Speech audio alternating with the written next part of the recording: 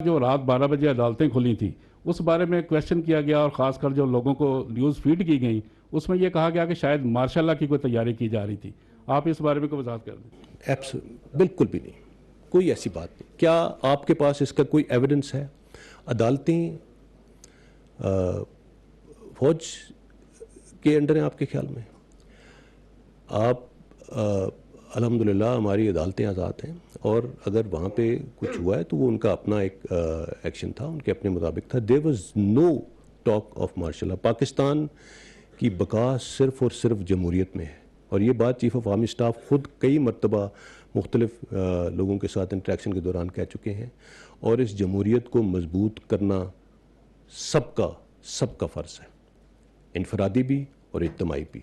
اور اس جمہوریت کے اندر اس کی اسٹرینگتھ ادارے ہیں, چاہے وہ پارلیمنٹ ہے, چاہے وہ سپریم کورٹ ہے, چاہے وہ مسلح افواج ہے, وہ اس کی اسٹرینگتھ ہے.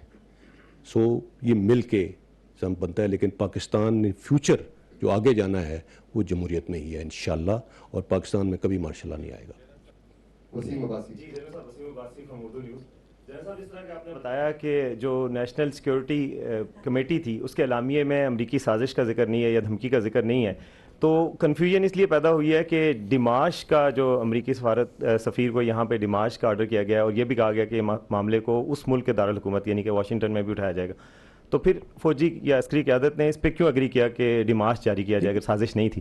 دیکھیں, ڈماشق دیے جاتے ہیں. ڈماشق صرف سازش پہ تو نہیں دیے جاتے. ڈماشق کے کئی ریزنز ہوتے ہیں. آپ ملک کی جس طرح اس اعلامیے میں لکھا ہوا ہے کہ ان ڈپلومیٹک لینگویج یوز کی گئی ہے, اس اعلامیے میں لکھا ہوا ہے کہ جو بات چیت کی گئی ہے وہ انٹرفیرنس کے مترادف ہے. سو اس کے اوپر ڈماشق دیا جاتا ہے. That is a diplomatic procedure. اور اسی کے اوپر جیسے میں نے کہا کہ جو یہی وہ الفاظ ہیں جن کے اوپر اگری کیا گیا اور ان کے مطابق ڈماشق دیا گیا. فوج کے اندر جانبدار اور غیر جانبدار کی ایک لڑائی چل رہی ہے, اور اسی کی بنیاد کے اوپر جو حالیہ صورتحال پیدا ہوئی یہ اسی کی وجہ سے ہے. تو ایسی کوئی صورتحال ہے اور فوج اس حوالے سے کوئی اقدام لے رہی ہے؟ فوج کی ایتھوس کا شاید آپ کو پتہ نہیں ہے.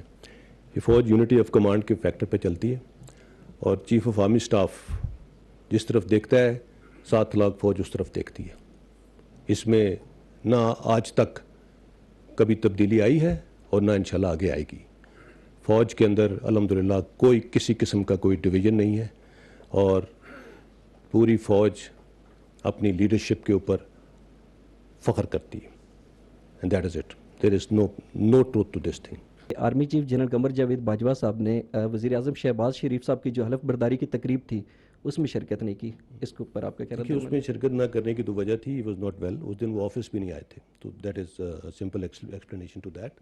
کوئی there is nothing more to this thing. Establishment یا فوج کہہ لیں یا فوج کے ایز این ادارہ, we had the best of relations with the government of Pakistan, and we are suppose to have. I mean ایسا نہیں ہے کہ یہ کوئی ہماری چوائس ہے, ایسی نہیں ہے. اور کوئی کسی قسم کا کوئی ڈس ایگریمنٹ نہیں ہے, کچھ بھی نہیں ہے. جب انفیکٹ آئی وڈ سے کہ چیف آف آرمی اسٹاف کا بھی اپنا ذاتی تعلق پرائم منسٹر عمران خان صاحب کے ساتھ بہت اچھا اور بہت کارڈیل اور بہت زیادہ میوچل رسپیکٹ کا ہے, جو ابھی بھی ہے اور انشاءاللہ آگے بھی رہے گا. اس میں کوئی ایسی بات نہیں ہے. سو پارٹیز چینج ہوتی رہتی ہیں. گورنمنٹ جو بھی گورنمنٹ میں ہو, ادارہ سبسروینٹ ہے جیسے میں نے کہا, and there are no issues, there are no problems. اور یہ جو آپ نے جس طرح بات کی, یس اس کے بارے میں بات چیت ہوتی رہتی ہے, اور ان کے کچھ لیڈرز نے میرے خیال میں اس چیز کے بارے میں کچھ بیانات بھی دیے ہیں, اور بڑے پازیٹیو بیانات دیے ہیں. تو there is no problem, absolutely no problem. ٹھیک ہے کہ ہمارے قومی سلامتی کے مشیر اس گورنمنٹ میں بھی اپنی ذمہ داریاں سر انجام دیتے رہیں گے یا چینج ہوں گے؟ بہت شکریہ. Second question first, I can't really comment on that. It is up to the new government to decide. وہ کس کو اپنا قومی سلامتی کا مشیر لگانا چاہتے ہیں. بٹ آئی تھنک موجود یوسف صاحب نے, ڈاکٹر موجود یوسف صاحب نے بہت محنت سے کام کیا, اور کچھ بہت مونومنٹل انہوں نے اقدامات کیے نیشنل سیکورٹی ڈویژن کو سر نو کھڑا کرنے میں.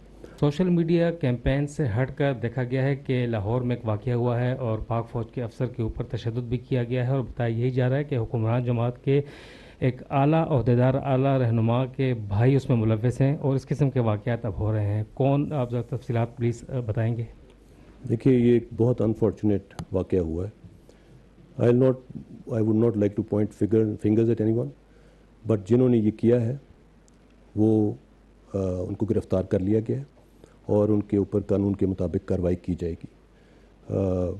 پاکستان فوج اپنے آفیسرز, اپنے سولجرز کو کبھی بھی تنہا نہیں چھوڑتی, اور جنہوں نے یہ حرکت کی ہے میرے خیال میں بہت ہی غلط حرکت ہے. یہ جو آئی تھنک ہمیں اپنے معاشرے کو ان پرتشدد رسپانسز سے, ان پرتشدد ایکٹیویٹیز سے باہر نکالنے کی ضرورت ہے. بدماشی, غنڈہ گردی یہ اب نہیں چلے گی, اور انشاءاللہ جن لوگوں نے یہ کیا ہے وہ اس وقت they are under arrest, and proper ان کے اوپر قانونی کارروائی ہوگی اور انشاءاللہ ان کو اس کی سزا ملے گی جو وہ ڈیزرو کرتے ہیں.